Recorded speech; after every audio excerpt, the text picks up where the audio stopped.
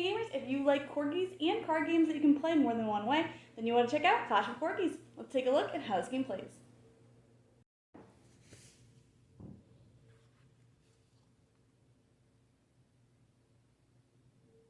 So there are three different playstyles for Clash of Corgis. In the first one, also known as Original, players will play down combos of cards of the same number or rank, and then other players will have to follow with higher cards. So I can play 1, 2, 3, 4, or 5 cards. So maybe I would start off, I only have 1, 2, that's a nice low number, so I would play 1, 2, and then opponents would have to play a higher number, but still can only play one card at a time. Once everybody has passed except one player, then those will just go to the side. The goal of the game is to get rid of all of your cards in hand. So for instance, I have a group of 3 5s here, which would be probably a really good one to play. Players, again, have to play higher, but still to play 3 cards of the same number. So if they don't have a good hand of cards for that, then that would potentially be a nice short round, and I would get to go again, hopefully get some more cards out of my hand. The first player to get rid of all of their cards in this one will win. In Treasure Island, players have only 3 cards in their hand, and they'll be building a party out in front of them to then fight cards out of the deck to hopefully win those as loot cards, which the first player to 10 loot cards will win. So on the player's turn, they will first draw if they don't have 3 cards in their hand, then they can play a card to their party. So maybe I'll put this 7 out in front of me, and I would activate abilities as well when I do so if able to. Then I can decide if I want to fight anybody from the deck, and I can, if I decide to fight 1, 2, or 3 cards, and then I would retire my party after that, and I would have to build a new party on a future turn.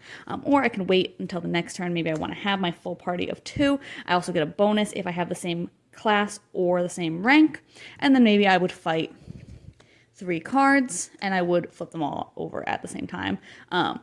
And then I would see if my total value is higher than this total value, then I would win those as loot cards in front of me. And again, the first player to 10 loot cards for this one will win. And finally, in Capture the Illusionist, players will have a grid of 2x4 cards all of the same color, and they'll have a couple in their hand as well. And each turn, a player can look at one of the cards in their grid just to see what it is. Then they can activate a card either from their grid or from their hand, playing the one in their hand in front of them, and then tapping whatever card they use as well, and triggering the ability of that card.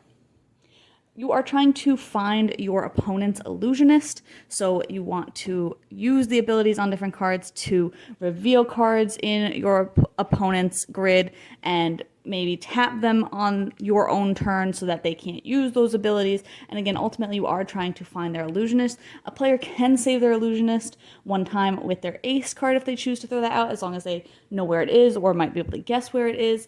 But you are trying to capture the other player's illusionist twice in order to win the game, and this is a 2-player only game as well. Overall, I personally liked the original game best. I thought that was a really solid ladder climbing shedding card game.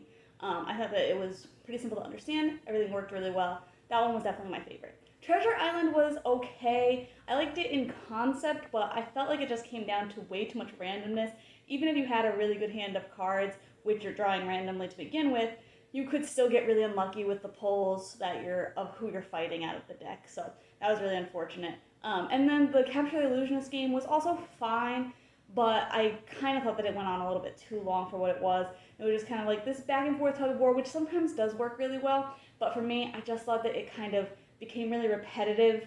Could be who I played with, could be a couple of different things like that, but I felt like it just came down to us doing the same actions over and over again, and it coming down to like a 50-50 or like 33% chance of guessing where the illusionist is using one of those abilities. So I definitely like the original game the best, and I would come back to that one the most for sure. The biggest problem I had with this game, I love the art and everything, and I like that these cards are so straightforward. It just has the number and the class on them, so you can kind of really appreciate the art on the cards.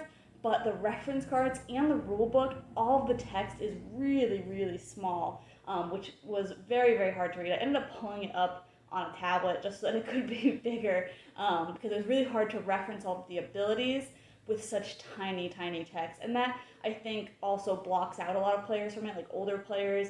I think that they would be able to play these games, like they are pretty light, but it does block out people who have a hard time reading that smaller text, which is really unfortunate. But overall, like I said, the original, pretty solid game. The other two, I could kind of take or leave. But if you like quick and clever card games and corgis and adorable art, then you might want to check this one out.